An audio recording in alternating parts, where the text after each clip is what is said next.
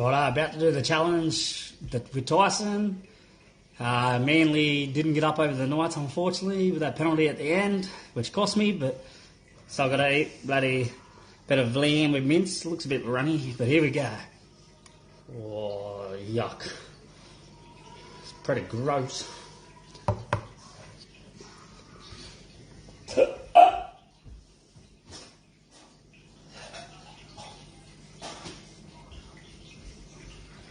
Oh, that was gross.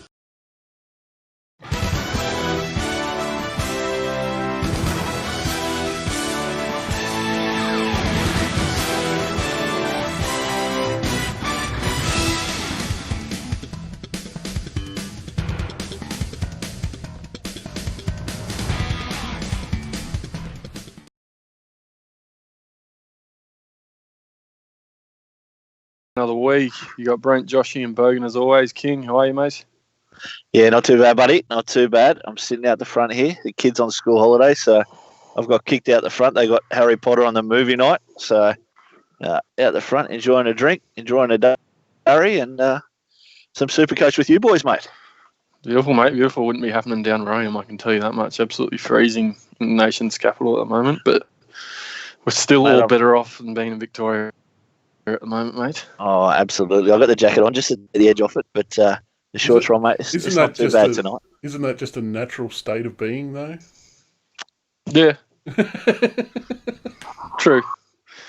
King, last week Supercoach 11:28 wasn't awesome. I was sitting on 1,000 with, I think, Big Clem, best KP as captain to come, thinking, minimum 1,200, probably on a shit day. As it turned out, it was worse than I could have thought. So I ended up on 11:28, dropped nearly 2,000 spots, nearly out 13k now. So fucking having an absolute stinker the last few weeks, bud. But as I say, onwards and upwards next week. Let's see what happens. How'd you go, bud? Mate, yeah, a little bit better than you. I think 11:69 or somewhere around there. Mate, I was dead set. I was a little bit scared going into Sunday. I'd finished on Saturday night. One of the boys on Facebook was querying me how I didn't have any Knights players. And, mate, obviously, the Knights have gone pretty well so far this season, but I just haven't had a chance to get any into my team. And thankfully, I didn't have KP, mate, because 18 points and how many blokes had him as captain, including yourself, obviously. I was a little bit lucky there. Mate, I think I stayed around the same. I jumped up about 90 or 100 spots. So still around about that 6,000.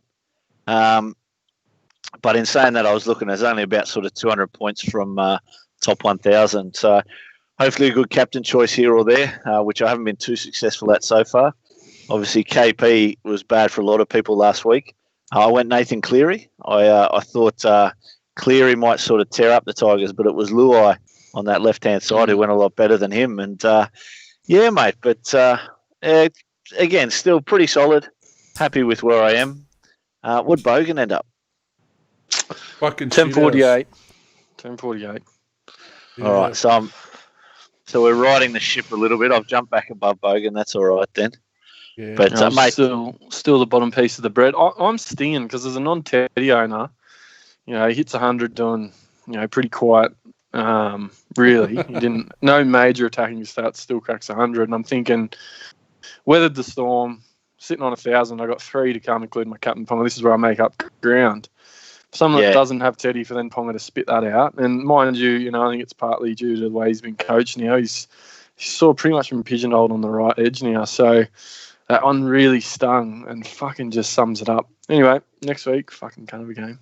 oh mate, look, absolutely. And there's been a lot of talk about it on Facebook, him on that right-hand side. Very interesting to see because we're so used to him on that left-hand side creating combinations with I guess, Fitzgibbon, and a lot of people were looking at the same thing happening with Best, but Kurt Mann seems to have that left-hand side, and he's given Ponga the right. So very interesting. Not good for owners at this stage. Nah, not sure what the go is there, whether it's just to try and improve his play on the right, give us a bit of strikeout on the right. But I could talk about it for half an hour, but let's just jump on in, mate. Starting with an absolute belter on Thursday night between Melbourne and the Chooks, I believe it was. Mate, what a game! What a game! I was really glad I sort of turned on the last 15 minutes of this game. I missed a fair bit of it. Work was running late that night, but what a finish! 24 all, 25-24. It was brilliant, mate. And I think you put up a post there. That was sort of it is one of the greatest games there is, or the greatest game, and definitely for us followers because, mate, this was a game that you just didn't want to miss watching. And like I say, I was glad I caught that last 15 minutes of it. A lot of controversy around sort of how Teddy updated 70 points after the game. Somehow updated another 38 points. Call them unicorn points. I couldn't care less. I was glad I had him, mate. And very healthy scores. Maker Sivo was similar, but we'll get to that in the Parramatta game, obviously. But he went from 80-odd to 150. No. That was by the end of the game. I was keeping a keen eye on it because they're both in my draft team. So I was happy. It would have been in game. It would have been probably fine. Anyway, we'll move on.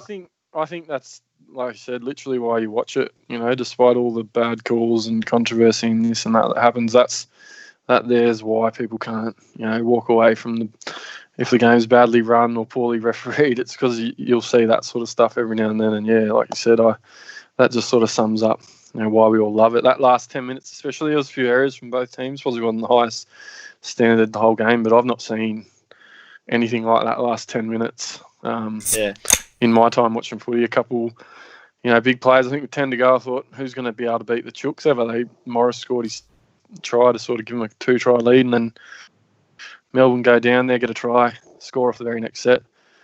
Flano hits that penalty goal late, and they both trade field goals, one each. Golden point, absolutely sick. So, Supercoach-wise, I don't think nothing too controversial with Teddy. I think the hard thing with it is the amount that he updates. No other players are updating that significantly generally. People complaining about, if they had him as vice and they would have known, they would have looped. But I don't know what you can do. It's a free game. I know there's a bit of money on the line.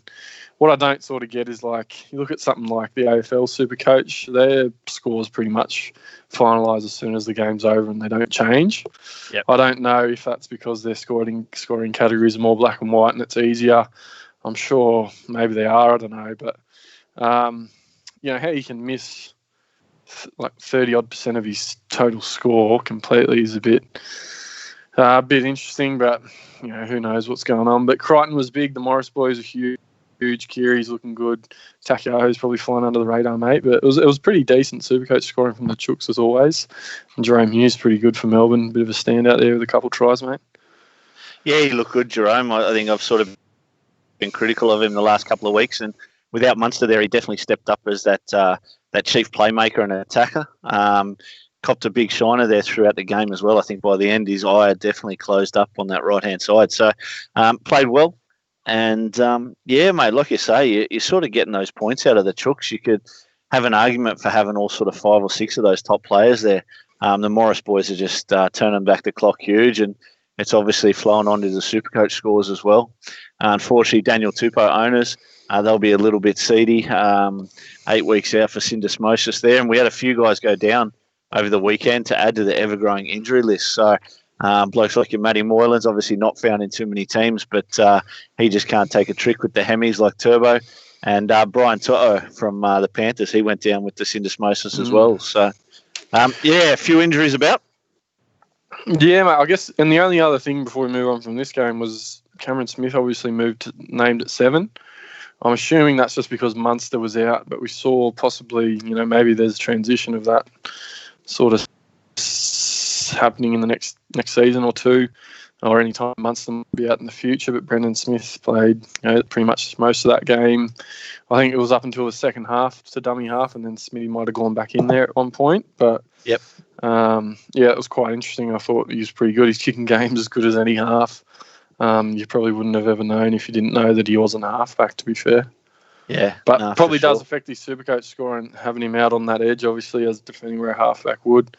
Not making as many tackles in the middle, cleaning up there. So makes him a little bit iffy Supercoach-wise if Bellamy's going to start doing that a bit more regularly. But probably I can only assume it's because Munster was out. Normally they'll have that Munster-Hughes combo, but who knows?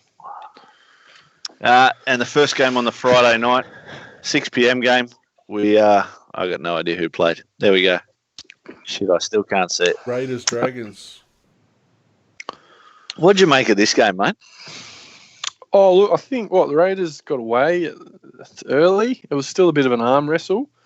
And it looked like, what were they? Was it 22-0 at one stage there or something like that? Yeah, I think Dragons scored the last 16 there in about the final 20 minutes to give it a little bit of a scare, but I don't think the Raiders were ever in any kind of doubt. Yeah, and I think they actually had a chance, like one final play at the end of the game to, Hail Mary it and score a try to possibly, make golden point or whatever. But, I think it was sort of a reflection of where Raiders are at. They started well, but, they're not going on with it. I don't know what's going on. They copped a couple of big injuries. I think they're going to be tested depth-wise now as well. Croker returned a little bit of form with some attacking stats there. I think he scored his first try this season. Yep. As well. Kotrick was pretty good. The halves were nothing special but solid. But they lose Soliola to that completely broken face across the face there, cheekbone or whatever it was, across both sides. Yeah. And also Gula's gone for a while, so they'll be tested. I think they're named a debutant this week as well, so it'll be interesting to see what they're made of, and they're going to need some of their key players to step up. Yeah, obviously Corey Horsburgh out. We mentioned that from last week. You've got the likes of John Bateman who's missing. So they'll definitely be tested for depth up there in the middle. And I think this is probably where we'll see over the next 4 to 6 weeks. A lot of teams try and dominate in the middle of the park. And we could see a few losses in a row here for the Raiders and obviously jeopardise their top 4 hopes. I think by the end of the season, we'll still see them in the top 8. But, this could see them, I guess, not with a second chance in the first week of the finals. Mate, in the Dragons side of the field, Aiken return to he's sort of done what we've expected him to be able to do in the past, but he hasn't sort of been able to get a starting spot. He was pretty good. If he keeps it up, he might be worth looking drafts and that sort of thing. McInnes is big again. Interestingly, he's been named at lock this week. We'll have a chat about that later. And Lomax just keeps reducing now. He's able to find a couple of attacking stats in him, which he didn't do in the first sort of 4 to 6 weeks, but he's starting to do that now, and he's looking really good. He does. He's really got that sort of that right-hand side dominated. That left-hand fen's looking good. And I was a bit surprised. I think he's probably found his position there in centre. Obviously, there was a little bit of hope there that he'd be that fullback. But, again, another one we can speak about there is Matt Duffy. How good he's looked and the cutout balls that he can throw. Again, Supercoach-wise, there's probably a lot of players ahead of him at fullback. But for a Dragons point of view, this was probably how they looked the best on the park. But we all just need to wait for the next sort of run of 6 losses with Paul McGregor at the helm. I'm sure it's not too far away. We'll see. And move on to the second game on the Friday, mate. Yeah, look, I'm trying to... Para versus Eels. Mate, I watched this game in its entirety, and the Cowboys, I thought they put in so much effort. Like, Para are just a class side at the moment. Everyone in that Parramatta side knows their role. Mitch Moses not being there didn't make a single bit of difference. Jai Phil, when they went right, he looked a little bit iffy. Those connections sort of didn't happen, but we've sort of spoken about it. They don't really have those block plays to the right anymore because of how much Madison or Wonga Blake demand the ball. I think probably out of everything, Moses being gone affected Madison the most. 64 points, probably one of his lowest scores of the year. But that left-hand side, between Dylan Brown and how Gutho tore him apart, was awesome. But like I say, the Cows, I didn't mind how they played. Obviously, defensive-wise, there were so many woes. But in attack, they bombed a few tries. They had some chances. I think there was one point there very early in the second half. I think they might have been down by about 10, and cut-out ball hit sort of Justin O'Neill on the chest, and he dropped it. And I think if he goes over there, it's a little bit of a different thing because after that, Parramatta just ran away with it. That sort of just dropped the heads of the Cowboys.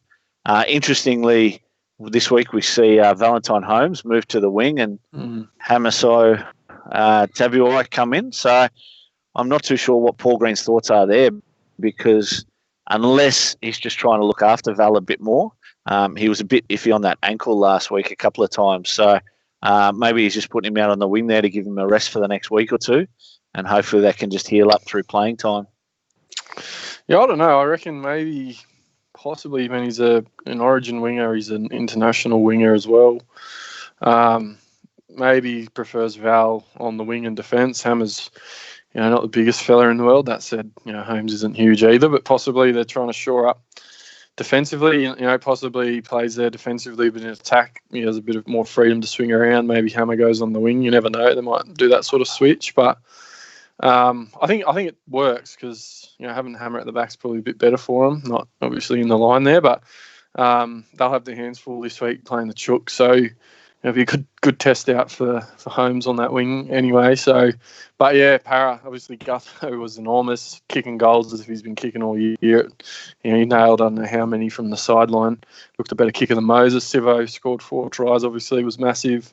Dylan Brown led him around the park, mate. Looked really good. He's just going to be an absolute superstar in the next few years. He is. Even Field didn't look out of place. He took the ball a fair bit himself, but yeah, it's looking pretty good for Para. It'll be a big test for us next week. But yeah, it's crazy to think, we got dusted by the Cowboys the week before. Didn't really run Ponga down that left edge, and look how much Para ran amok down that right side of the Cows, their left-hand side. It's pretty crazy when you think about it. But anyway, Supercoach-wise for the Cows, though, was massive. Maguire's been a bit of an unsung hero. Got the job done quietly. Same with Robson, and Drinkwater's still producing for people that are not wanting to play him every week but have to because they've got worse problems. He's throwing some good balls. He actually looked really good, to be fair. So, mate, I thought the same thing, and that's why I think he probably has copped a little bit of flack, obviously, coming out of that Melbourne Storm system.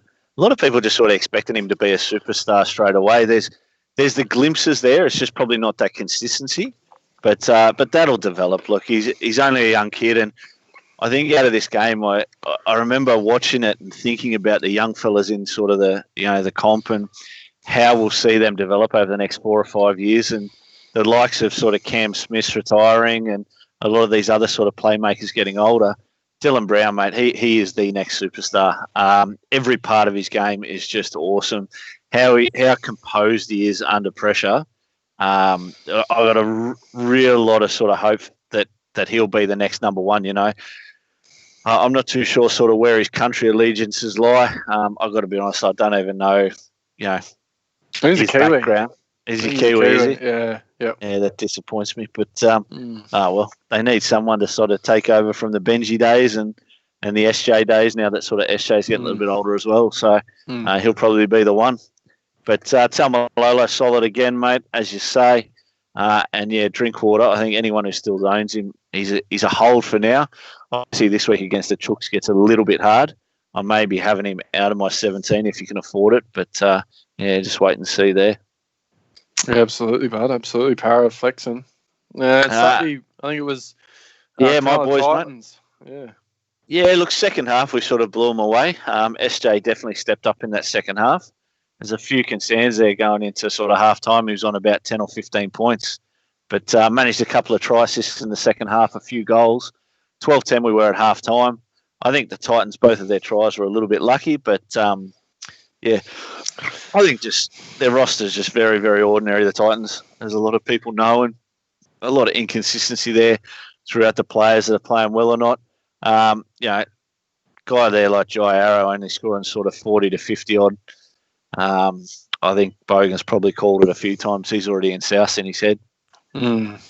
Yeah, I don't know what. Whether they're thinking for life after Joe Arrow and Joe Arrow is thinking about next year. I don't know what else is doing, but I noticed interestingly, as much as probably Cronulla fans like Moylan chime in there, he was taking all the good ball off SJ and probably Townsend as well, and it just looked clunky. And as soon as he went off with that hammy, it pretty much changed straight away. So I was pretty happy to see him go off, to be honest.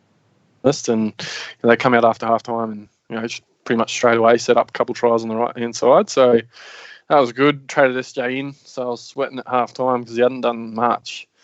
But yeah, the Titans are going to struggle. This week they're putting Cardi and the debutant from last week, Fema, who was pretty good in his own right, made a couple of line breaks, didn't know what to do with himself in a bit of space there. For one of them, all he had to do was look inside, I think, Dash Taylor, and they were in under the post at a pretty critical time at the game as well, or if they had scored, it would have been game on. But, I think they're going to be in all sorts of players sort of playing, everywhere. And, you look...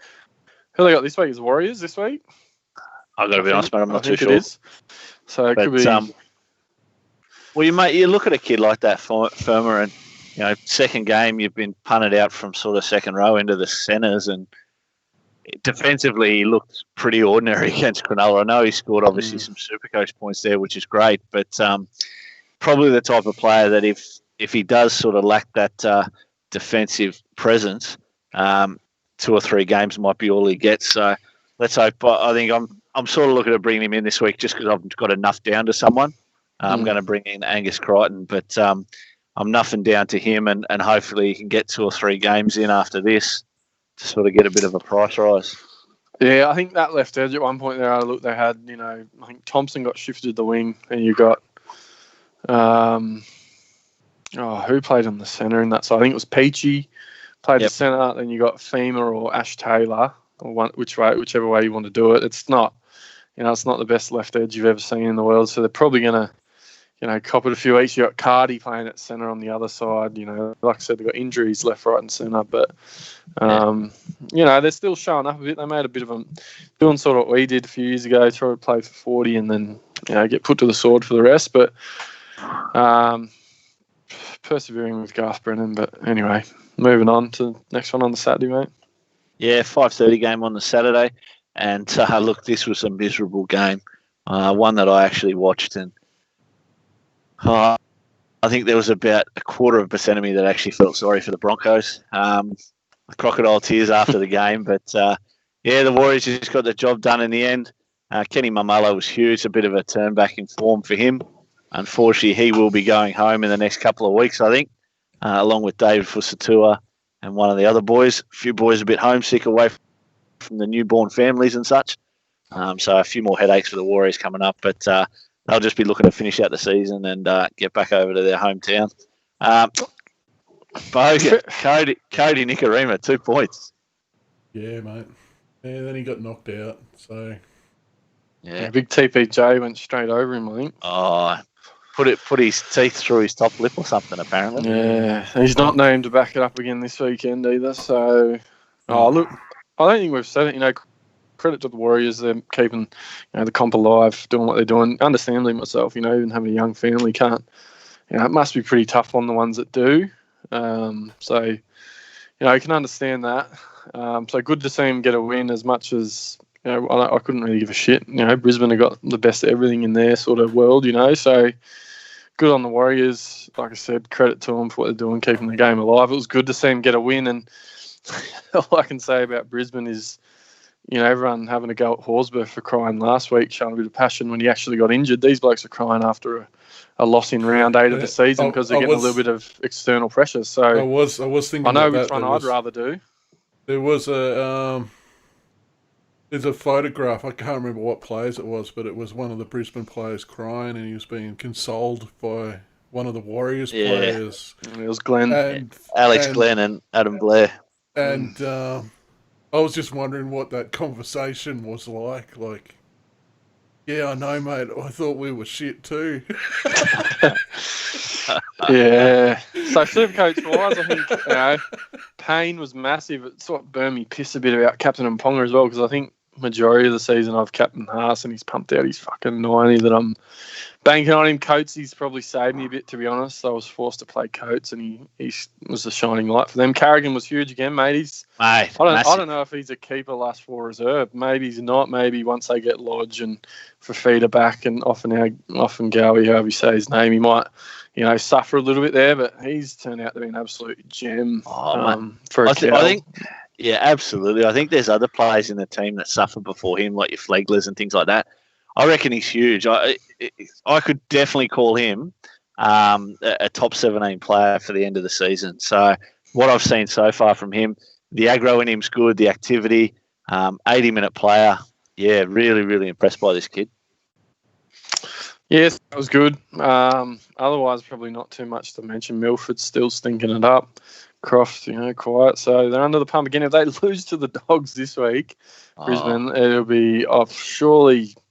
I don't even want to have to say Seabold has to go, but you cannot lose Titans, Warriors, Bulldogs 3 weeks in a row and not do something drastic. Surely. Exactly, and arguments there are that the Dogs are probably a much better side than the Warriors and Titans. So. Yeah, they're up against it, and Seabold's got to be feeling that pressure because everyone's asking for his head, so that's for sure. And then the final game there on the Saturday night was a cracking game. West Tigers and Penrith Panthers. A lot of passion in this one. Obviously, we saw that 10 minutes to go. Joey Leilua getting binned very well and truly could have just got sent off. It was, the game's. Oh, look, I will say, yes, it looked bad, but I think he pulled out halfway. Like it was just a half-pass shot. If he wanted to do it, he would have done it harder. You could see probably halfway through his action he pulled out. That said, it's just not a good look for the game. That last 15 minutes after Luciano Leilua got knocked out in that sort of accidental thing from Api Coruscant, he just sort of lost the plot there a bit, Joey. But live by the sword, die by the sword. He's an emotional player. Sometimes it's a good thing, and obviously other times like that it's a bad one. But from a Supercoach point of view, look, all the usual suspects here that we've sort of come to realise with Harry Grant and blokes like that playing quite well. Coruscant had a good game again, which was nice to see him bounce back. Luai, mates, as we spoke about a little bit earlier, he seemed to take the light away from Nathan Cleary a little bit. Yeah, but absolutely. He put a couple nice kicks in. Still, I think they didn't use kick out enough short of the line. But, set up a couple of tries. Probably had his best game, to be fair. I expect this one to be tight, so I didn't play him. I have played him at stages throughout the year, but made owners a little bit more money up. There was plenty of people that had him as a reserve as well in their side.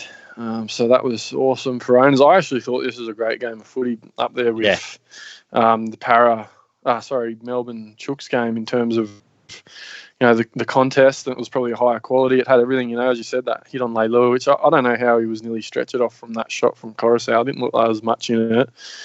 But it was just a great game of footy. Panthers just getting the job done. Sort of, that's what you just got to do if you're going to be one of these good sides. Cleary goes down there, ices that field goal as cool as you like, and they just get the job done and move on. Tigers, playing some good footy under Madge, so there was a bit of a danger game there. And, I think Crichton played really well. He's going to be a guy, if he can cement that starting spot, he'll keep doing those sorts of things. Cleary just steering around pretty quiet there, but just getting the job done, as I said. And, Harry Grant still producing the good Supercoach-wise, mate. So, I think it's that forward pack for the Tigers that just makes them lack that sort of top echelon of sort of teams. I mean, you've got the blokes like Alawai and McKaylee. Obviously, Twale's out at the moment. I made a comment on Facebook today. One of the boys got up me. They actually put up a photo of Twale and he looked absolutely ripped.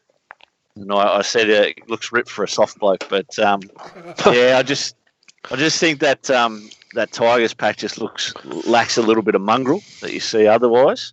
And Eisenhuth looked good, though. So a lot of guys started talking about bringing him in. He's probably a player that I've looked at in the past and thought he'd be that next sort of Twale sort of esque player, but with a little bit more attacking upside. And that's what you can see there with 94 points. He scored a try there. So, yeah. I reckon McKay he's got that mongrel. Even otherwise starting to sort of elevate his game a bit. It's just they need a bit of that experience. Obviously with Twale back as well, strengthen them up in the middle. But and I like Cleary's at the end there, blowing the kisses and whatever he was doing to the fans at the bottom there. I thought that was quite good, mate. So it was good to see. Good game of footy in general. Had it all, I reckon. Oh, mate, absolutely. Look, I don't know who's getting up Cleary about that, but these coaches sitting in the boxes must just cop so much shit from fans in front of them. So a little blown kiss, just look at the scoreboard. I'm fine with that. Happy days, move on. So, absolutely. Sunday game, mate, 4:00. And what was this game? This roller coaster of emotion. I didn't watch it. I really didn't watch it. One of the funniest moments in rugby league has come from it. So, look, what's that? Oh, you fucking retard. Yeah, What are your eyes painted on, you spastic? Hang on. Granted, it was after the game, but yeah, poor bugger. Obviously, he got sent off. Sent off. So the score copped a little bit of a hit there for Fanua Blake owners. But, yeah. The Sin Bin's 16 points for the Sin Bin, so he would have finished near 70, 68 points. That one burns, and he's misses in the next 2 weeks as well, minimum. Yeah. Is it minimum? Because I heard they were after they found out about the spastic remark, the NRL was like, nah, we want to investigate this further. Possibly, I'm hearing he'll get community service at a mental needs school or something like that. Possibly. Just rocking up, you fucking retards. Yeah. So look, from a Supercoach perspective, Cherry got 10 in the bin as well early for a pull on 6 minutes. Fitzgibbon. So he still pumped out a big score. He played probably his best game of the year as well. Trebojevic was massive. I think he might have been. There was conjecture around whether he got binned at the end there as well. Cuss looked awesome off the bench for them. He is, mate. He's their number 6. And, 100% I agree. I think he's far better than Croker. Croker had a stinker as well. Croker was dropping balls everywhere. So, and for us, it was really disappointing. I think this is where defensively it was really good to see, but I'm not going to brag about us beating a turbo-less Manly side, that haven't, they weren't that great. Our defence was pretty good, but, it was really obvious that we weren't using Ponga in a certain way in this game, and it's going to cost us if we keep doing it. I understand the idea of trying to give us a bit of something else on the right, or make teams think twice about where we might be coming from. But how long are you going to do it? We're not going to beat a Parramatta side this week, doing that same sort of thing unless it changes dramatically. I think I heard it on the weekend a couple of times. If you go to the well, you keep going there. Teams go away from it. I know O'Brien, like I said, might be trying to develop him on the right or whatever it is, but if it ain't broke, don't fix it. It was really hard to watch from a fan's perspective, because we probably deserved to lose it in the end. Manly had a couple bad calls off kicks. It weren't bad calls, they were the right calls probably in the end, but they could have gone either way. Obviously the play at the end there where Funa gets pushed, and there's conjecture around whether it should have been a penalty or not. I mean, for me, it's one of those ones that was a 50-50. It went our way this time. But they had plenty of chances to get the job done. So, we kept showing up. I think there was a short ball. Terry Evans threw late to Sully, who coughed it up. We did just keep scrambling in D. So, happy to say we could have lost it. We still showed up and D'd up, but could have gone either way at the end of the day. I think Sea Eagles fans will be just a little bit dirty. And going back to the Eels game, where obviously that turbo pass was called forward, it's always hard when, and like you say, as a team, you don't want to be in that position coming to the last minute needing to score. But that's football, You've got 80 minutes to win the game, and in both situations, I don't think they would have scored. Obviously, I think the Funa thing should have been a penalty. I think it was probably more of a clear-cut penalty, because at the end of the day, if he had been tackled by the guy who was in front of him kicking the ball, that's one thing. But the fact that Best came from behind, and I thought he basically clearly kicked the footy, a second before. To get the push, I thought it should have been a penalty, and at least that chance from the sideline to tie it up. But, I reckon you've played in far, and I said this to someone on after it. Best is behind him. I don't know if he knows he's kicked it, and for me, the push is fine. You're allowed to push, whatever. The thing that made it look worse is that he's pushed him into the man coming in cover as well, so it made it look like he was taken out a lot worse. I think whether the point is whether it was late after he kicked it or not. Every week we see kicks on last tackle from a halfback or whatever, and the man coming in to hit him might hit him, half a second later than usual, and it looks really late. And those things sometimes are called penalties, and they're not. It's similar. Again, I wouldn't have complained if it was given a penalty. It wasn't. It went our way this time, but they still would have had a kick goal from the sideline. Could have gone on. I'm not saying they didn't deserve the penalty. I'm just saying it was a 50-50 that we got this time. So, and I'll take it. And Manly got, against Brisbane, they got that strip call to give them the penalty from in front to get the lead against Brisbane.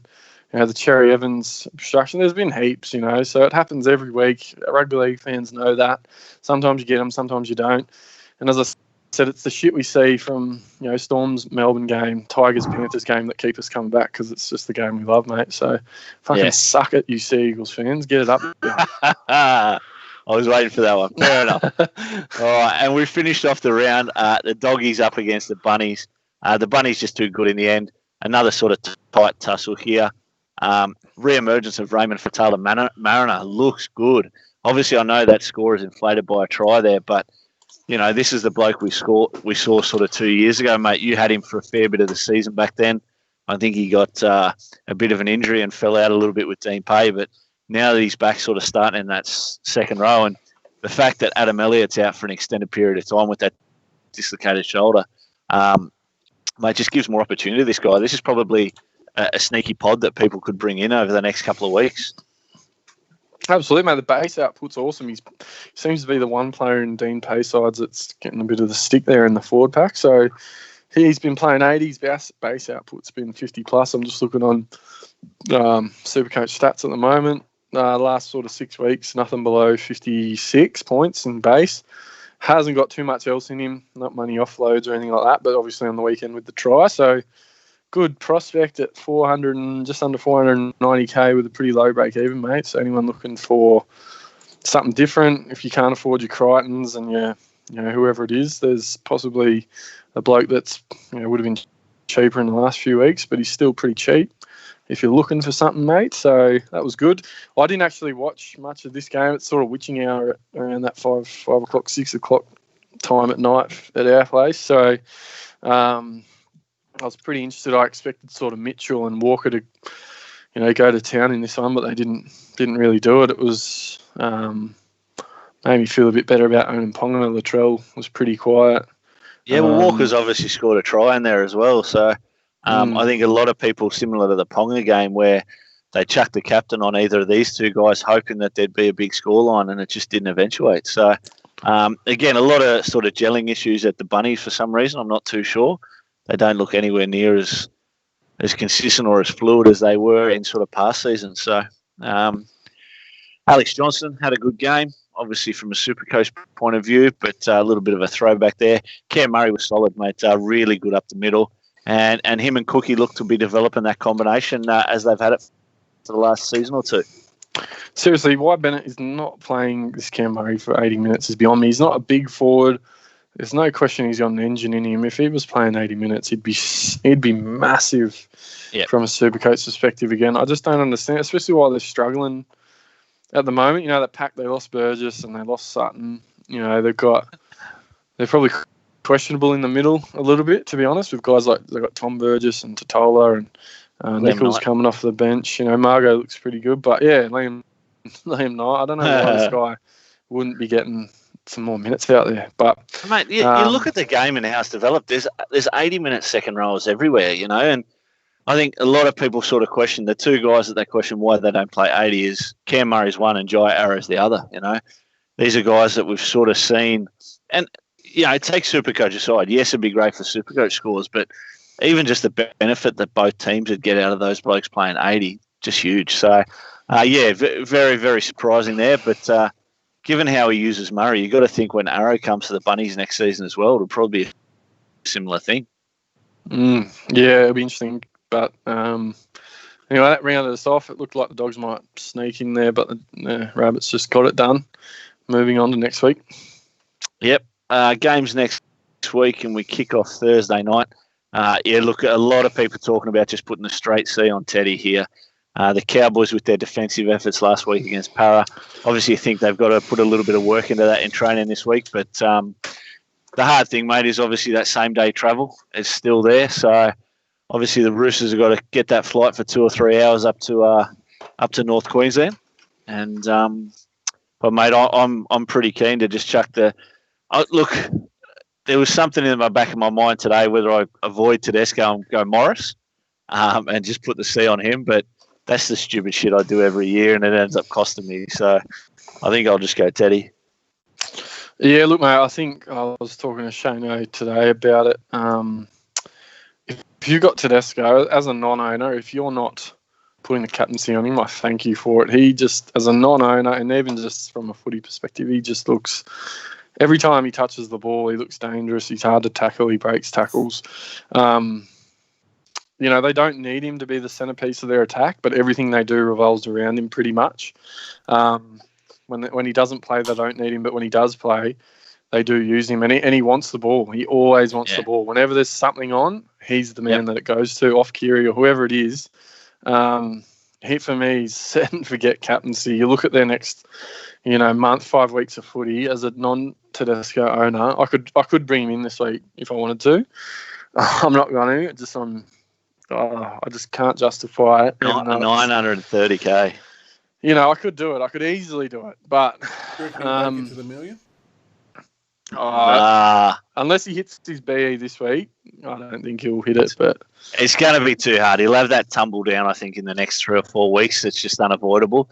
He could turn up the next 3 weeks, but the fact is his break-even's 164 this week.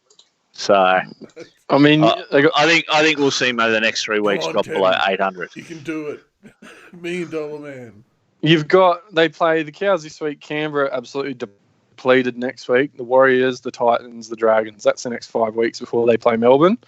Yeah, it's scary as a non-owner. Like, it's tempting to bring him in just because it's going to make me cringe. But you could argue bring in anyone from that Roosters side, whether it's one of the Morris boys, Kiri, Flanagan, Crichton, massive buy. They're just putting so many points on him from a Supercoach perspective. It's just all good. Brian Hall will fill in there for Tupu, who's out for probably minimum, looks like 4 to 6 weeks with this into Moses. So, possibly looking at him as well. I don't see much on the Cowboys side. Felt let in on 4 tries last week on that right side. That's the side there is the Chooks dominant side where, Kiri, Tedesco, and they swing around out there. So, this could be a cricket score again. If you've got any Roosters players, if you're not vicing them, captaining them is fine, I reckon. But Tedesco especially. They got this Connolly Lamulu who hasn't played many games, God forbid. He's a worse defender than Masters because Masters is absolutely shocking in defence. So his reads are terrible, Masters. Jeez, they're bad. This could be an absolute cricket score. I'll be surprised if the Chooks don't win by at least 30. It's this game that's making me bring in Angus Crichton. He's been in great form. We've spoken about it for the past season or so with, once he got the numbers up, and he just looks awesome. His attack and his read of the play, his defensive effort, his base is huge anyway. So I've definitely got to find a way to get him in this week. And I think probably the two that I was looking at and call it chasing points was Gutho, purely because of his break even. Minus 33. He's going to make a fair bit of cash, Gutho, but I can't find the money to get it fullback. So, I'm going the 2 Warriors boys, Katoa and Tanua Brown, out just to get these guys in, just to get this fella in. So, yeah. If they're in the tricolours, just get them in. You can't go wrong, I don't reckon. I'm looking at Kiri personally this week, so got to get at least one Chook in my side. That's probably why I'm going so bad. He'll be the first Chook I've got in my classic teams. So. There you go. R.I.P. Cows. Friday night and the 6 o'clock game. Well, 10% of battery left. Let's see how far we get. The Titans up against the Warriors. We're putting this on a Friday night. Seabus Stadium. I think the crowds have opened up again, haven't they? They'll still only get about 1,000 people for this one. But they'll break their crowd record because everyone's thirsty for it. Look, we've spoken about this one. Tuivasa-Sheck's back. He's been down on form. Solid there with Tohu Harris. Other than that, mate, there's not too much to say about this game for Supercoach, is there? No, I think some people are looking at Shecky's sort of mid-400s, 60 break-even, but if you don't have Tedesco or Gutho and you're looking for some sort of pod or some cheap sort of bloke maybe, but Harris is probably about it on that Warriors side, I'd imagine. And now that he's hit form again, you can't even bring in a Malmalo because I think it's after this week or the next week he's going back to NZ. So, there's not really much to talk about here. Tavanga back in the 17, that's all, mate. Tavanga might make his way into that pack at some point. So whether that starts to affect Tohu, what they've been doing is chucking Tohu at 13 before kickoff. So maybe Tohu Harris owners or potential buyers beware. But apart from that, not much doing here from a, if you're being serious, perspective. Yeah, I mean, the 4 forward rotation in the bench there, that sort of just gives you doubts of how many minutes Tavanga will get to begin with. We know, obviously, towards the back end of the last season there, he was huge, 80-minute player and sort of averaging that 85 to 90 each week. That'll be where we hope to get him back. I mean, I had him both my draft leagues, and he's still sitting there on the bench hoping that he'd come back quicker than this. But, we'll just have to wait and see with him. Yep. 7:55 game on the Friday night. The Bunnies up against the Tigers. Look, this was always a good game. This is probably one, I reckon over the last 5 or 6 years, the Tigers have had the wood on the Bunnies. Most of the time, the Bunnies will go into the games as favourites, and the Tigers just sort of seem to step up. So I can't imagine anything less. The forward pack of the Tigers, we've spoken about it. There's probably not much mongrel there, but they are still performing quite well. And when you got a sort of backline like theirs, there's no superstars really there, but they're all performing quite well. So Nofaluma had a bit of a quiet game there last week with only 40 points, similar to your Latrells and your Cody Walkers. So I'm sure he'll bounce back with a big performance here. Yeah, it should actually be a good game of footy. I reckon South's defence hasn't been terrible. They haven't played anyone since the Chooks a while, Melbourne and the Chooks a few weeks ago, but it's shaping up to be a good game on the Friday night. I think the Tigers have got a steal about them. This will be the biggest test for the Rabbits for a few weeks. So looking good. Supercoach-wise, you got your Grants, Will playing, Tommy Talau, anyone that's got him. Nofo's there. People with Latrell. Campbell Graham's looking pretty good, I reckon. I don't know what he's worth classic-wise, but I reckon he looks pretty dangerous for him. Cody Walker, Murray, Cookie. It's all happening. Eisenhuth's sort of come on the radar.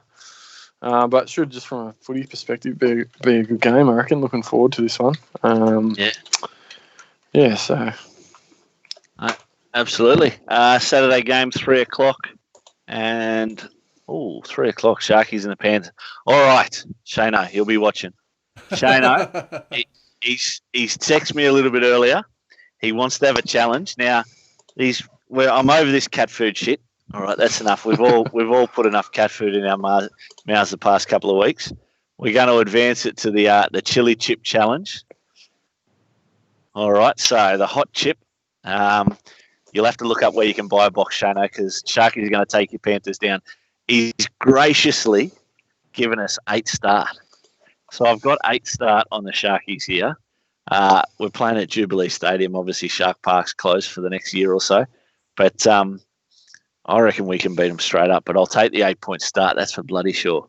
So, Shano, if you're up for it, mate. So what's the brand of those chips? I don't know. They're just called the hottest chips on earth. Is that those ones you had last time, King?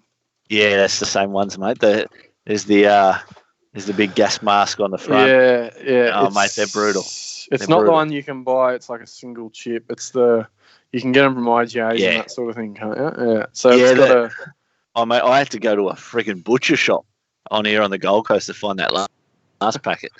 But there's the one chip which is over in the States. We don't really see that here too much in Australia.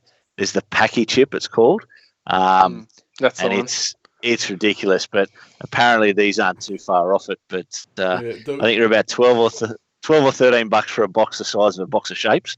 I think you only get about 8 chips in the pack though. The world's hottest corn chips.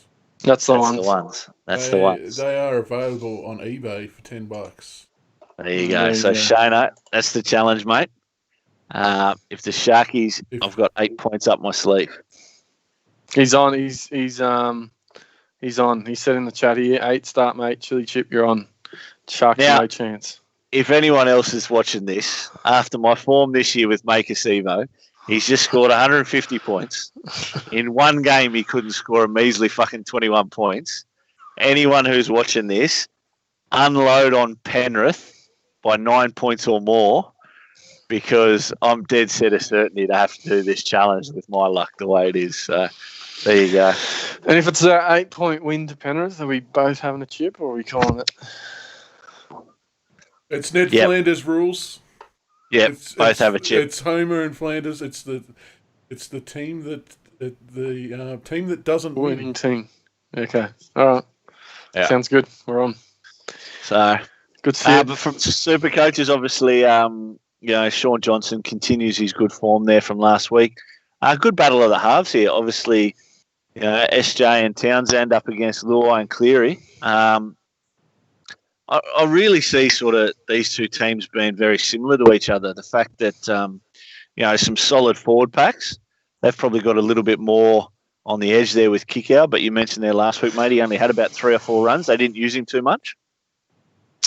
Yeah, and they'll be on the Rami and Nakora SJ edge. So that'll be a good battle, that Luai, Kickout, Crichton, Mansour on SJ, Nakora, Ramian and Katoa. That could be a good battle on that edge. Possibly Cleary starts to make a difference here in this sort of game. The forward packs, I think Penrith's forward packs have been massive, so your boys will have to step up. I think Fafita played his best game he's played for a while for Hughes last week, but anyone can play a good game against the Titans, I reckon. So, you'll have to probably step up for your blokes, but it could be another good game of footy. I think Shano's tipping is to get absolutely touched up, but we will see. I think no Moylan for you is a good thing. So, I tell you what, both teams getting plenty out of their benches too. Both benches. I'm loving this Moses Leota, how he comes on and runs, and you see the likes of Talakai there and Hamlin Ueli. Some really, really good forwards off the bench there for both teams. My young lad, Royce Hunt, I've got him in the centre wings. He scored a try last week. Have you seen this bloke? How they've got him only as a centre winger? That's one that got past the keeper, I tell you. I'll tell you what, that Royce Hunt and Talakai, they look really good, don't they? Mate, building on something, yeah. Look, obviously only young players, 22, 23 odd. But, that sort of next wave coming through for Cronulla, hopefully with the likes of obviously Woods and Fafita starting to get towards the twilight of their career, these boys can step up. I think one guy that's been disappointing since the start of the season, not only for Supercoaches but for the Sharks, has been Jack Williams. Mm-hmm. Really hasn't performed like we thought he would after breaking onto the scene there last year. But, give him time. Obviously, second season woes are a thing with the rookies. But, mate, Panthers, big loss there for Brian Toto. Mm-hmm. The way he brings the ball back's been huge. But Brett Naden, you don't really lose too much there. He's shown plenty of good form as well. So, mate, really, really good battle here between two, I think, probably edge top 8 sides. I think they'll be sort of battling for that 6th, 7th and 8th spot, these two teams. Fuck, I got Penrith top 4. Do you? Yeah, I got Penny top 4. You got Para, Penrith, Chook, Storm top 4. Yeah, okay. I think, look, prior to the Raiders sort of losing their forward pack, I probably had the Raiders in there ahead of the Panthers. Yeah. And as silly as it sounds now that we've just seen the Broncos in the last 6 weeks, 6 weeks ago, I thought they were the ones who were going to be in that sort of top 4, top 8 as well. But they've just gone to shit. So shows how much of a good judge I am. No, it should be a good game. I reckon this will be one in the middle. If, Appy could come into his own in this one. You got a big, big pack in the middle there. So, it'll be got to contain Appy, I reckon. Yeah, definitely. 5:30 game. I'm just on the website for the manufacturer of the hottest corn chips on earth. chiliseedbank.com.au, so Australian company. And it's got a legal disclaimer for the consumption of these chips. Yep. Saying that fun. if you kill yourself, it's not their fault, basically. Yeah. I think it'd take a lot, but if you're any kind of allergy to chili, don't be going near them. Well, I wouldn't say I got no tolerance, but I've had one of these, and they're hot. They're fucking hot. I think you're gone for probably about 10 minutes afterwards, and then probably the next hour after that, you're still hurting a lot. So, yes. Milk required. So Penrith to win that by 12. Yeah. by 9. Exactly. Saturday, 5:30, mate. Brisbane taking on the Dogs. Battle of the Pump for the Brisbane. Suncorp Stadium. It won't have much of an effect with no fans there. Jesus. They can have a few, can't they? Well, you can. There's just none of them turn up at the moment. That's all. They're going to give the tickets away. I reckon last week they would have got more fans at that Roosters Storm game, and they got a fucking real good show. Yeah, true. I think I saw somewhere someone say good to see a good game of footy played at Suncorp for the first time in a while. Having a bit of a dig at Brisbane there. So, yeah, this one here, obviously, for obvious reasons, Brisbane under the pump massively. I think it'll be an interesting bit. I don't know how they haven't made any major changes to that side. There was some rumours that, they'd be dropping one of the halves. Boyd was possibly going to go. Oates was going to go, but there have been no changes to the 17 apart from Corey Oates coming on to start. Yep. Pangai Jr., it's a prop. Flegler. And Flegler. Back to the bench. Yeah, so whether that remains, you got Staggs on the bench there, Lodge as well, Corey Pakes as well. But, yeah. I think the hard part is, obviously, Milf and Croft have got a lot of pressure on him, but watching that Tom Dearden last week, he didn't look much good either. So I don't think there's anyone sort of pushing for the 6 or 7 to get dropped that are any better than him. Yeah, so, it'll be interesting. The Dogs have lost Elliott, obviously a big loss, but the Pommy prop will debut at 13 for him, Luke Thompson. Obviously for Taylor Mariner, we talked about him, he's been big. So, they didn't play terrible footy against the South. They were sort of in the grind for a little bit there. They just lost their way a bit at the end. They don't have much strike, across that back line, but if they can make it an arm wrestle, as they were doing at the back end of last year, I don't know how. I think Brisbane are $1.50 favourites for this one. I don't know how that happens. So get on the Dogs, I reckon. I think if Brisbane are going to win this, they just need to absolutely bash the heck out of the Doggies up the middle.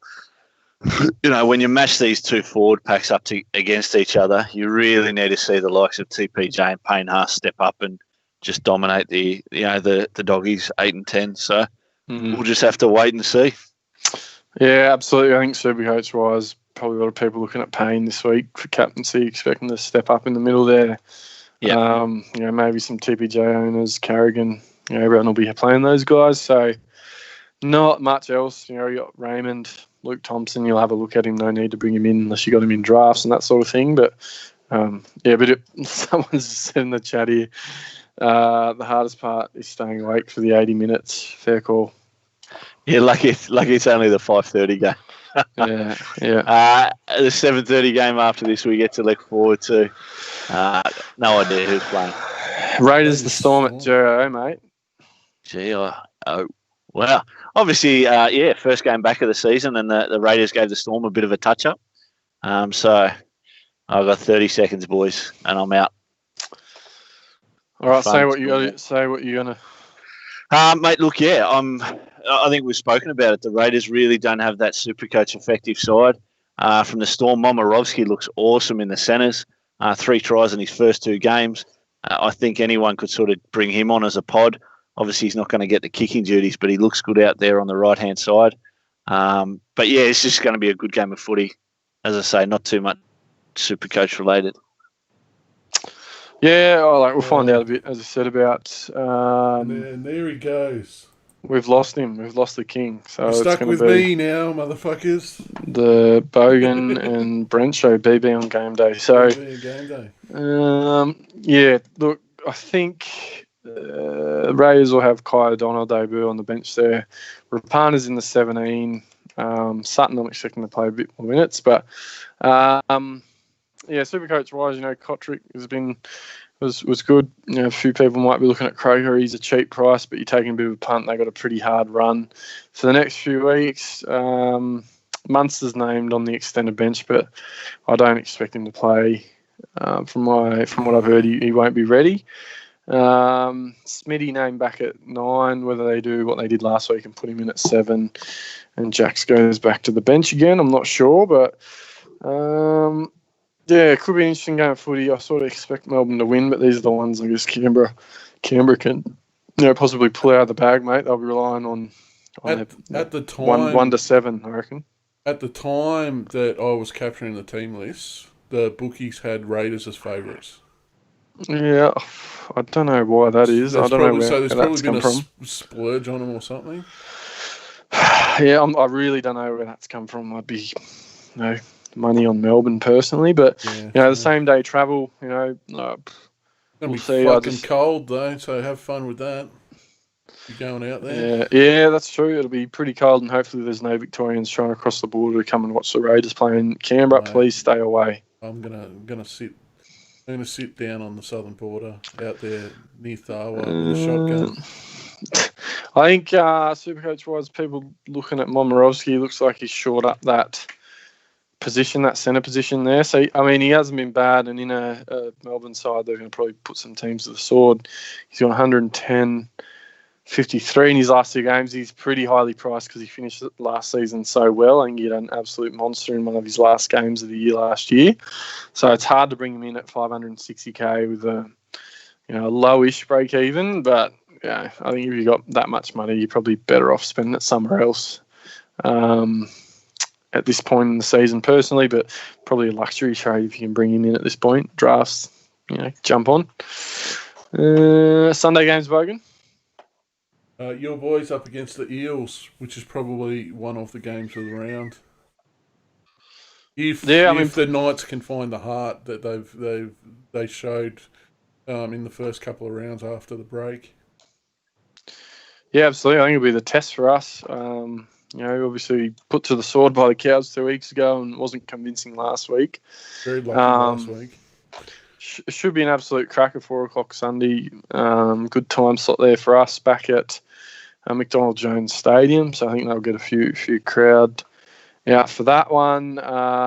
We'll lose Edric Lee, broken arm, so Tex Hoy will play on that vacant wing. He did pretty well, pretty early from the last game. Matauti is still out as well, so Guerra will start there. And Brown returns from being suspended. He'll push onto the starting side there for them. And they've lost, I think it was Stone and Oregano Kafusi. So we get to see the young Stefan, can't say his last name very well, I'm not going to play there. The number 15, Atuko Amanu. Apologies, I'm not going to say that one correctly. He's got big raps on him. Atuko Amanu? Yeah, I think that's probably a fair attempt. But yeah, this will be a big test out for us from a Supercoach perspective. I think there's a lot of people, Bogan, looking at Ponga to Gutho. Obviously with Sivo and Gutho's big scores last week, they both got big negative break evens. Gutherson's priced pretty much the same as Ponga, but Ponga's break evens 140, 150? I'd have to have a look. Whether that's the right thing or not, I mean, I'm going to stick with Ponga. I've got bigger problems to deal with at this stage. It's just a luxury trade to be able to go KP to Gutho. Plenty of people getting on Sivo as well. He's got a pretty decent negative break even. He's only priced at mid 500s. And plenty of Katoa owners possibly getting off him. He injured himself, so I think people might be going Katoa to Sivo. Dylan Brown is massive. There's a bit of chat spoken about Dylan Brown in there. I think he looks really good, if Moses is back. Someone asked the other week, asked me directly who they should get. I don't know why people are asking me for tips. I'm going shit, as we'll see when we get to the results. But and I actually told them to get Dylan Brown, so I hope they did pick him up.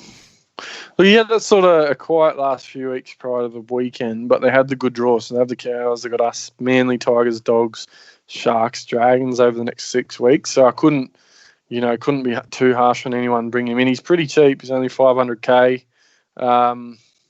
40 odd break even. So not terrible. Pretty much most of their decent attacking play, and that left edge is going through him as well. He's got a good little deft kicking game. But yeah, I think don't write us off. It'll be our best test. They got plenty of strike across the park. Dry Field looked pretty good. He sort of doesn't look like he has too much of a pass in him, but it'll be a good test. Good couple of forward packs there. I think Clemmer and Safidi have been massive for us. I got on Clemmer last week. I was pretty happy with him. If he could just get a few more minutes. But yeah, this will be our test, and it'll be a test for Para as well. I think they've got to show up as well and get the job done. They can't just, show up and expect it to get done. But it could be a really good game of footy on the Sunday there, and I'm just hoping that Ponga's given the license to roam, because if he gets pigeonholed on the right again, we could be in trouble. Some of the players on both of those sides, though, this game, you could blink and you could miss it. There's some speed there. Yeah. So Paulo's been massive. Brown's back, which gives him a bit of starch in the middle there. But I was actually pretty keen on Nathan Brown personally. I know you got Dylan Brown, Personally, Nathan Brown. You want to ask him out on a date or something? Oh no, yeah, whatever. Supercoach wise, he's 520k, pretty low break even. Every time I pick him, he gets injured. Now, that's the problem with him. I don't know if you want to call him injury prone or whether I'm just the black mark on a player like him. But I've been burnt by him a couple of times, so I just don't even look at him now.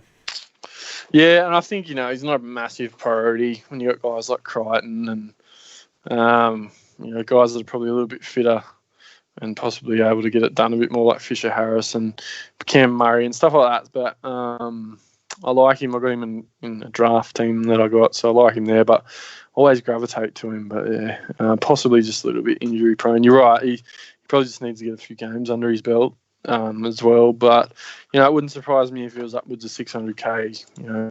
In 4 to 6 weeks, bud. But you got anything else on that one? And then the rounded out on Sunday evening, an absolute cracker here. St. George taking on Manly at Nestrata Jubilee Stadium.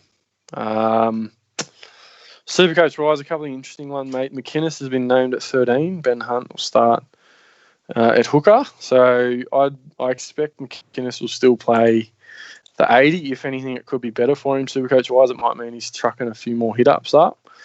Tackle wise, he'll still be doing the same stuff in the middle there, but it might mean he's possibly hitting the ball up a bit more. I'm just hoping that it doesn't mean he has to have a rest at any point, because he will be doing a bit more of the running in the middle there. But you'll have to wait and see there.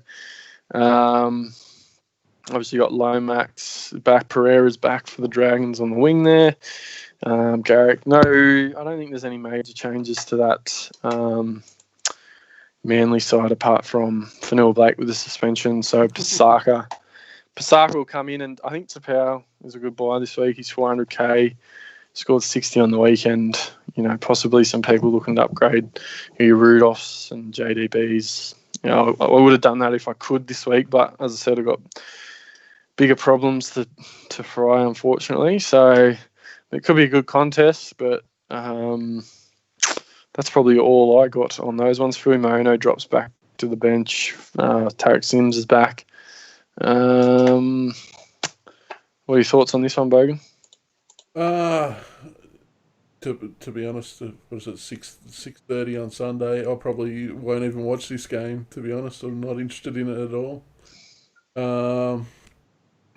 I was thinking about bringing in Garrick. He's pretty cheap at the moment.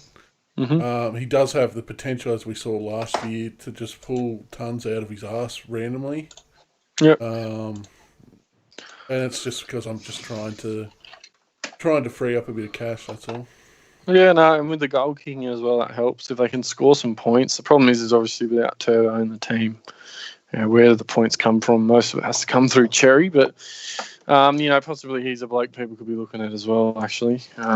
Cherry's still reasonably cheap, mid-400s with a really low break-even. Obviously got a big score on the weekend, but not the worst draw over the next few weeks. They got Dragons, Para, Cows, Penrith, Warriors. So a few good games in between some harder opponents in there, but that's probably about it, I reckon. Yeah. Alrighty. Josh leaving us has fucking killed the momentum a bit, hasn't it? On to the trades. The intro didn't no intro. Yeah, that's all right. Let's get going with it. Yeah, so I reckon whenever I message you this, good to see we've got the right players in and out this week, mate. This is what I was leaning towards initially. So I think Moses, I heard today, is possibly going to be out for a little bit longer than they expected. So you're looking at around 12 or 13. For him, I was always going to trade him out anyway. And I don't think George Williams has been terrible. I just think they got Melbourne and the Chooks. And the next couple of weeks, he's sort of peaked. I don't expect him to, do anything huge or make too much more money. If he was playing some easier opponents, I possibly would hold on to him. But this is what I'm looking at. I think Cleary's a must-have at some stage, and I'm liking Keary for his price, his break-even, and obviously I talked about the draw for the Roosters over the next 4 to 5 weeks. I'm leaning towards possibly not doing the Moses Cleary trade. I am looking at Sivo as well, so I've got plenty of options with guys I can trade like Hess, possibly JTV. I could still go Moses and swap Averillo up there and bring in Sivo that way. So plenty of options. This is what I was initially leaning towards. I am mindful that Munster will be back soon, and I'll have to try and make room for him as well. So I'm just trying to think, what leaves me with a little bit of cash to do that. Shano's just jumped in the chat and said, "Go Teddy, you won't regret it." I could go. I think it works out. I could go say Moses or Hess to that Nui or whatever, Niu from Brisbane, the fullback. He's about 200k, not even, with another negative break even. And then leave myself with enough money to trade another 400k player to bring in Teddy. But I reckon I've gone this far. I'm just going to have to let it go. I do need him. I'm getting fed in the chat. He fucking stop saying his name. Oh, my team name is based on him. It's absolutely making me sick. You know what happened? Last year, I think there was a point where I was going to bring in Cody Walker, and I brought in Tedesco instead, and that was the week Walker scored 4 tries against the Warriors and scored 150. And now I can't get Teddy in at all. It's just making me absolutely sick. I just think he looks so good. Maybe I do bring in Teddy. Maybe I just fold to the peer pressure of the chat. But a bit of a Teddy Tower there going by Kane Anderson there. Look, all I'll say, thanks boys, thanks Kando. Possibly at the back end of the year when you've got your Teddies and all your money plastered everywhere else, I'll be able to keep me Pongers and get Turbo back in when he's back, and it gives me a bit of a player of difference from your head-to-head cashies that I'm stealing, because that's about. I'm 12,000. I'm not winning the thing this year. I think I've missed the boat. You know what's going to happen? You know what's going to happen if you do? When you inevitably change your mind and pick Tedesco, you're going to fucking break his leg or something and score 7 or something. There was a week where I think we got to go on Turbo to Teddy, and that was the week he got knocked out by Sivo. Yeah. And Turbo ended up on 70 by half time, and I'm thinking, oh, you genius, you've done it. And then Turbo proceeded to do his hamstring and didn't play again. Anyway. I had the Teddy and Turbo combination there, and I had to get rid of Turbo as well. But now I'm seriously considering getting rid of Ponga. I think. I think you could. A lot of money, mate. That could free up. I could easily move another one of my centre wingers back into that reserve fullback spot and free up that space in my forwards. We don't. Yeah, we've got Para this week, South next week, and then the Dogs, the Storm. There's some merit in trading Ponga possibly, but I just. The problem I have with it is the game plan of O'Brien to make him stay on the right. If that keeps happening, he's a massive sell, but I just don't know what's going to happen. Mate, you are absolutely copping it in chat that you don't have Teddy. I know, it's happened all year. And just for those who aren't involved in our leagues, what's your team's name? Tedesco Bar. And I'm now thinking, the whole thing was it's got Escobar, like Tedesco Bar, like Escobar. Anyway, It now has another meeting. It's now Tedesco Bar. He's now barred from my team. Yeah, Tedesco ban. Tedesco Bar. Yeah. He's not coming in. So, I think I'm not going to get him in. He's priced at 930k with 160-something break even. I don't know. I could still bring him in, but then I'm behind with getting Cleary in. I really like Keary. I'll have no money left, but you could wait a week or two and wait for that price to come down. I don't think you can wait a week. I think he possibly scores 150 against the Cows. Well, then you better get him. Maybe I trade Ponga to Teddy, and that makes it a little bit easier. Maybe I need to reevaluate. At that price, that's still fucking hard. I know I couldn't free up a fucking $1 million. Yeah, look, I got it. I got 250k in the bank, so I got room to move. It's not the cash isn't the issue. It's just anyway, it's my problem. Thanks for all the support in the chat. Yeah, Shana's saying Tedesco, nah. Yeah, look, fair enough. What do we got for Joshy?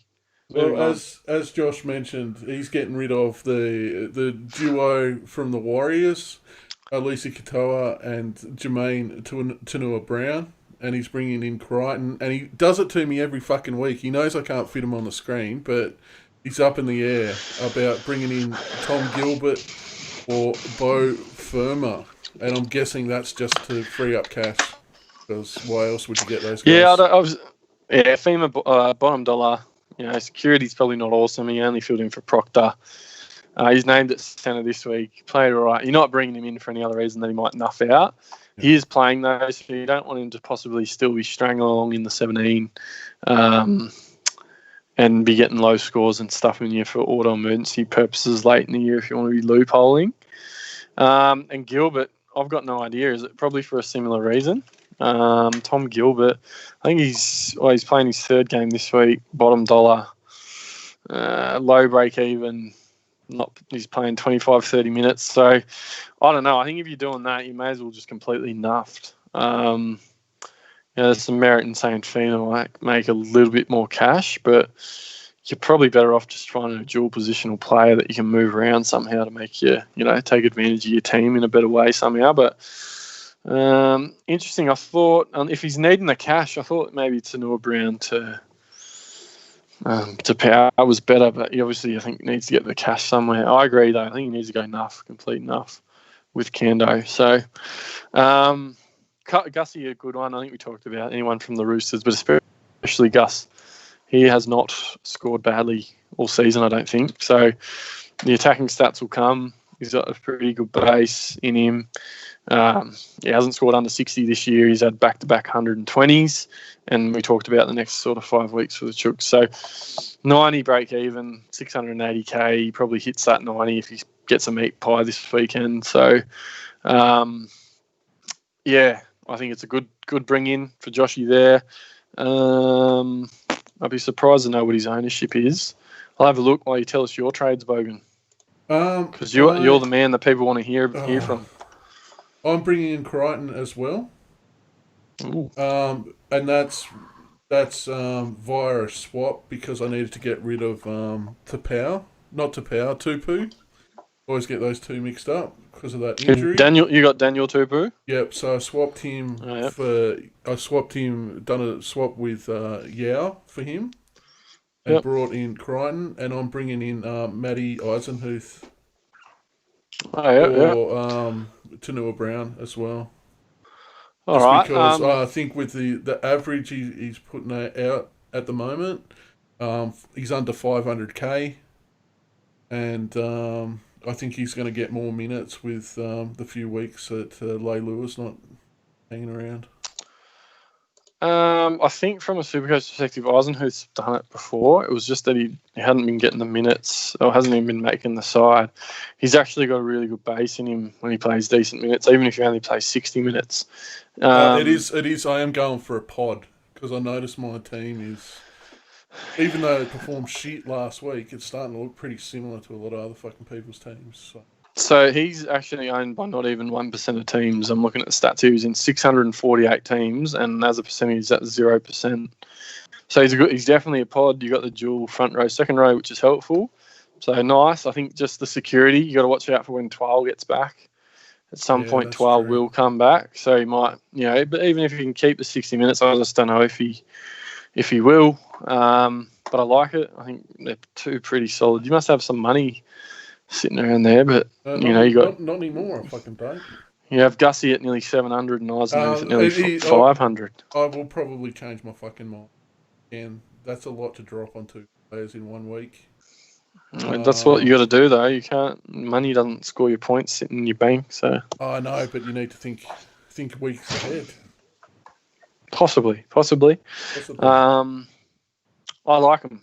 maybe Eisenhuth's a bit at 500k. You're taking a little bit of risk with, like I said, with Twile to come back, and they got a bit of depth in the forward pack there. But he's been, even if he plays 60 minutes, you're probably pretty safe for sort of 55, 60 points. It's just whether you want to drop that money on him at this point, I suppose. It's up to you. He played 74 minutes last week and 67 points in base, which is as good as anyone. So scored a try though, so that's a little bit, he inflated his score, but pretty decent. I think Kando's made a good point. Possibly RFM's a good option. Raymond for Taylor Mara from the Dogs. Similar price. I was even looking at the of a bit of a gamble with this Pommy to see how he goes. Yeah, I reckon you can wait on him just to get a look, because you just don't know what you're going to get. If he only plays 40 or 50 minutes. What is the story with his mid-season signing? I've got no idea. I don't know if it's something to do with... What was the issue at his old club? That's what concerns me. I'm not sure. Maybe he wanted to come out here and then opportunities come from the Dogs to come. I think you can wait on him. Mid-season trade's never a good fucking look, though. I haven't heard bad things about him. I haven't heard it's been a falling out. I think I've heard he's one of the best young forwards over there. So I think you have a look at him first, see how he goes. We don't know what his minutes are going to be like, his fitness. You get your 2 weeks to have a look at him before his price goes up. But yeah, I reckon you could look at him. Eisenhuth, RFM's a good one because he's going to play 80 every week at least, and his security's a bit better than Eisenhuth possibly. But he's a bit more... I might even keep fucking Tanua Brown, to be honest. Like, as I said, I'm swapping and changing this week. But I definitely need to get rid of Tupu because he's fucked. Yep. And... so I think it'll be interesting for you. You'll be able to spend a bit of money somewhere there, so credit to you. Angus was at 7% when I had a look, but apparently he's now at 9.5%, Kendo saying in the chat. So Angus is still pretty a low ownership, to be fair. 10% of teams even isn't much. It probably bumps up to 12 to 15% this week and over the next few weeks. But and he's not going anywhere unless he gets injured.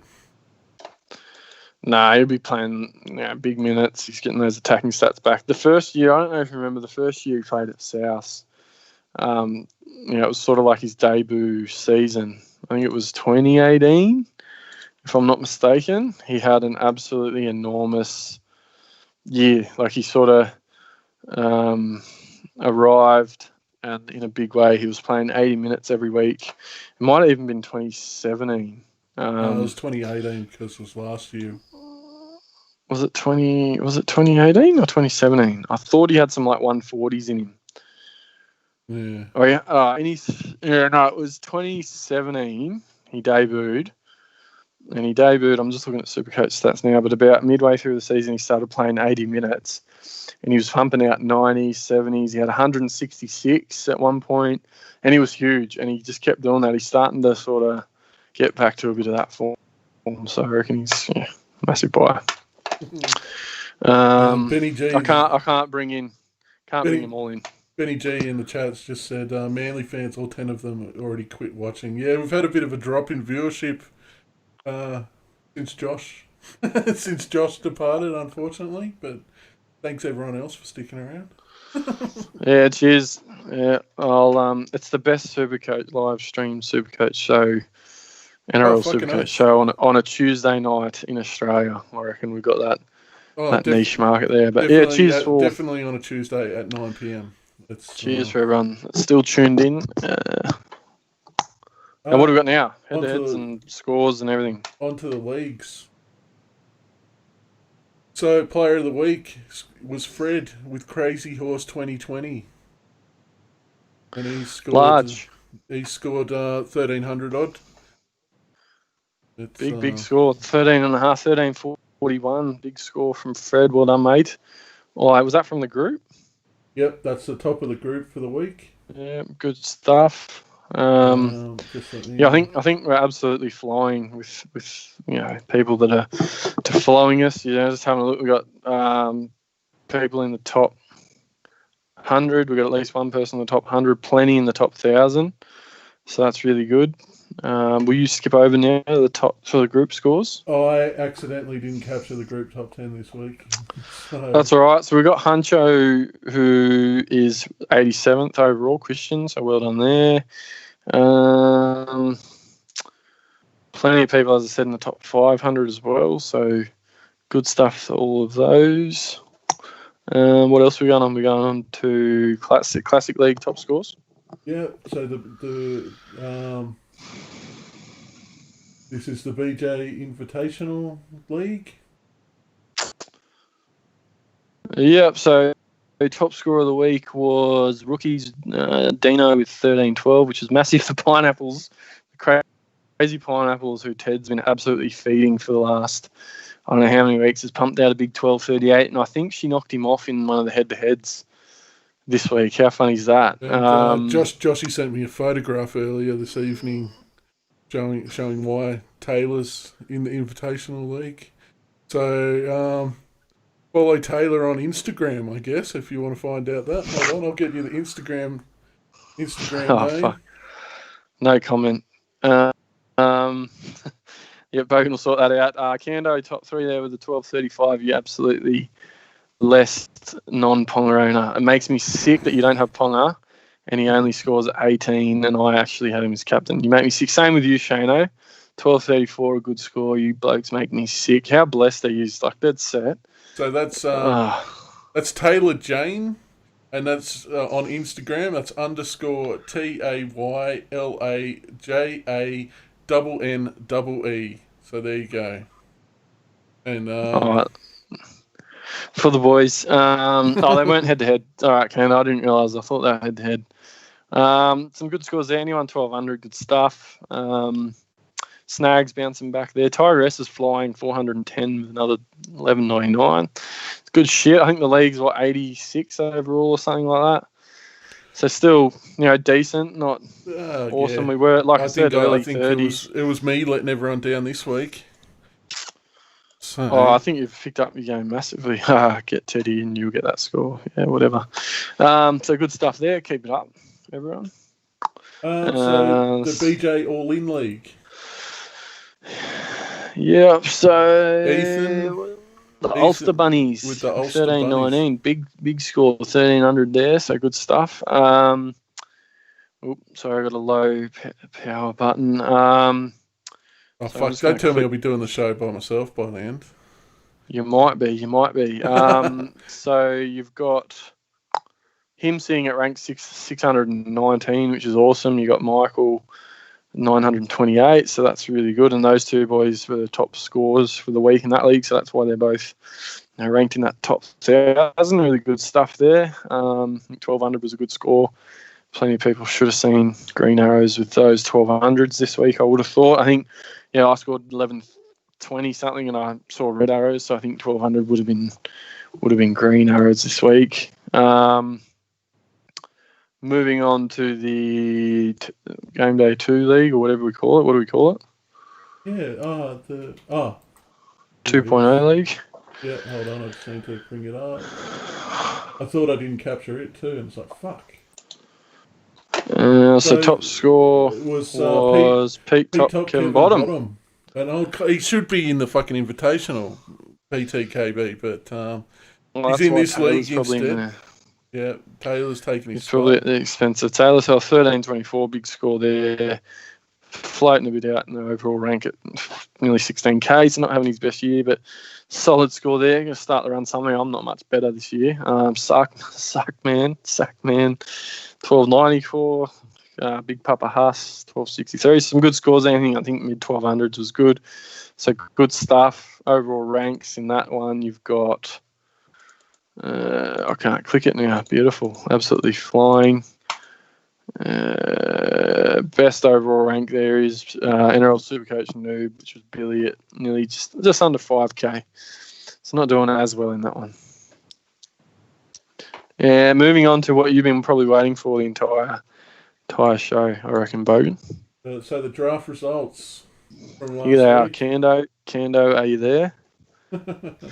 So I got up over the You got up just over Joshy by 5 Geez, points. did it revise by that much? I thought I was like 25 ahead at one point. I must have lost some late points there. But yeah, got the chockies there. That was good. That was close after some revisions. Big Ted got up over Ginge pretty comfortably in the battle of the Kiwi Cup there.